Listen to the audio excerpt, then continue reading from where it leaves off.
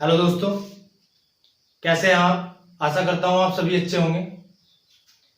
आज हम बात करेंगे नागरिकता के बारे में, राज्य व्यवस्था के भाग 2 के सिटीजनशिप चैप्टर के बारे में।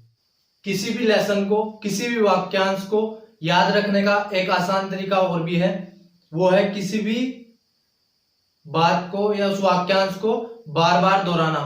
यह एक मनोवैज्ञानिक कारण है। एक बहुत ही चर्चित डॉक्टर हुए हैं एम्यूल कुए। कुए क्या करते थे, उनके पास जो भी मरीज जाते थे वह उन्हें दवाई नहीं देते थे, बल्कि क्या करते थे, उन्हें एक मंत्र देते थे और वो मंत्र था दोहराने का। वो उन्हें कहते थे कि आप खुद में दोहराइए कि मैं ठीक हूं। उनके ज्यादा से ज्यादा मरीज ठीक हो जाते। जब हम किसी चीज को दोहराते हैं तो वो बातें हमारे आचरण में, हमारी बॉडी लैंग्वेज में हमें दिखाई देने लगती हैं। आइए अब बात करते हैं नागरिकता के बारे में। काफी इंपोर्टेंट चैप्टर है। आज हम इसे करंट से जोड़कर पढ़ेंगे।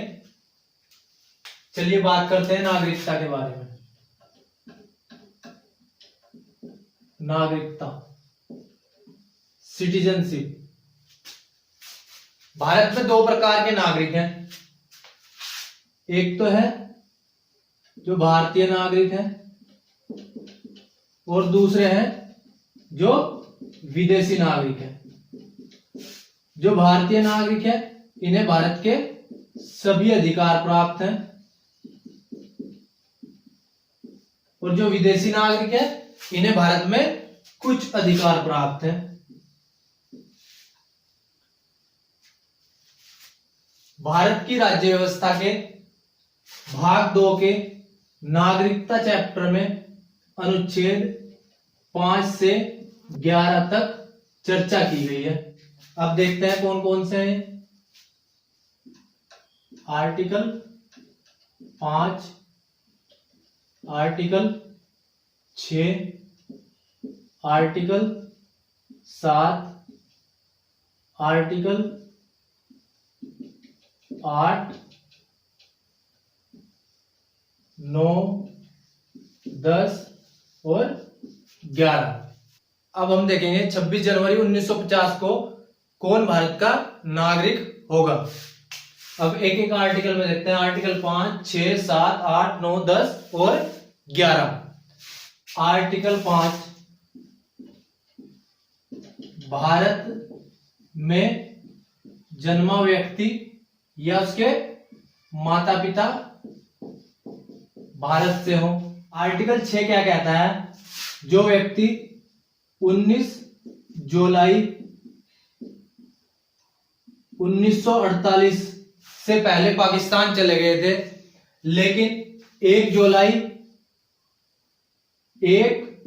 जुलाई 1938 के समय भारत वापस आ गए, उन्हें 6 महीने तक भारत में रहना होगा और वह उनको भारत की नागरिकता मिल जाएगी। आर्टिकल 7 प्रार्थना पत्र द्वारा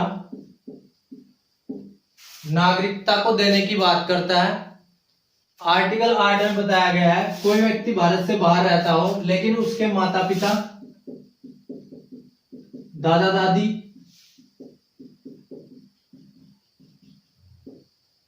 अविभाजित भारत में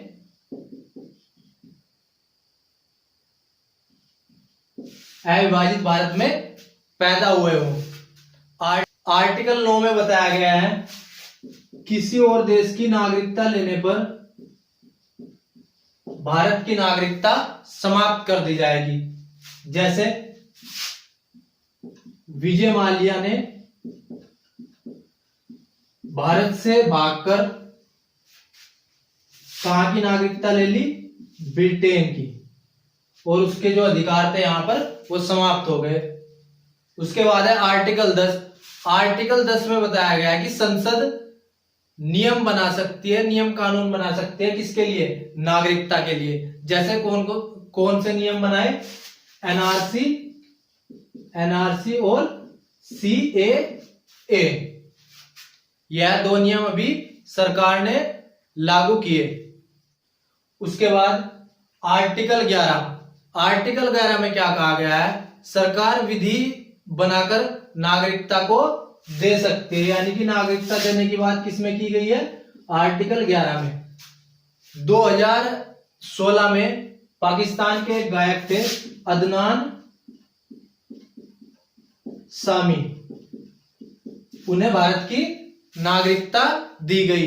अब बात करेंगे भारतीय नागरिकता के अर्जन के बारे में, यानी कि आपको किसी को भारतीय नागरिकता कैसे प्राप्त हो सकती है।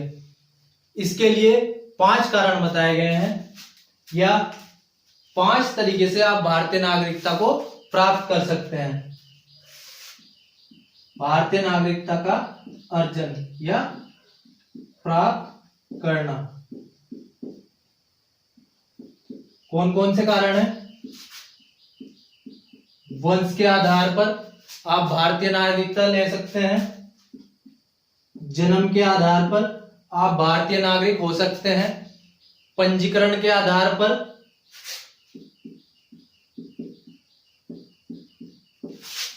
प्राकृतिक आधार पर, और क्षेत्र समाविष्ट द्वारा, यानी कि दूसरों के क्षेत्र को अपने में मिला लेने के आधार पर, क्षेत्र समाविष्ट द्वारा आपको भारतीय नागरिकता मिल सकती है।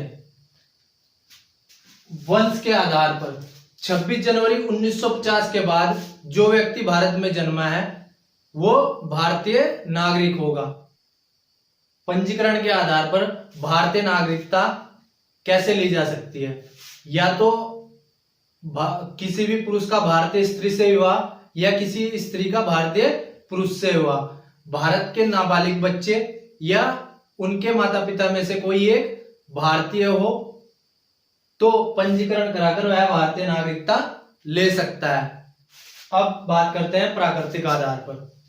केंद्र सरकार को आवेदन पत्र प्राप्त होने के बाद केंद्र सरकार किसी को भी नागरिकता दे सकती है, लेकिन जिसे नागरिकता दी जाएगी उसकी भारतीय संविधान में